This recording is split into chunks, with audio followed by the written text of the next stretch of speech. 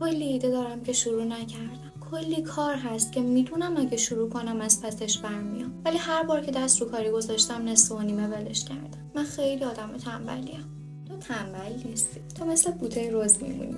بوته رز بیشتر از ظرفیت تحملش شکوفه میدن و اگه بعضی از این شکوفه‌ها هرس نشن، بوته به مرور زمان کم توان میشه و از بین میره. برای همین باغبونای با تجربه هر سال بوته رز رو هرس میکنن که هم ظاهر زیباش حفظ بشه، هم کارایش بهتر بشه. توی زندگی تو اون شاخه های اضافه یه وقتی ایده های زیادی ان که داری، یه وقتی کار و فعالیت های زیادی ان که توی برنامه‌ات گذاشتی، بعضی وقتا هم آدم‌هایی ان که مانع رسیدن به هدفت میشن. انرژی و زمان تو توی زندگیت محدوده. اگه بخوای همه شاخه ها رو نگه داری، خسته میشی، فرسوده میشی. اون کارها و ایده های اصلی و مهمت هم هیچ وقت رشد نمیکنه. بوته زندگیت اونطور که باید زیبا نمیشه. با زندگی طوری برخورد کن که با بوته رز برخورد میکنی.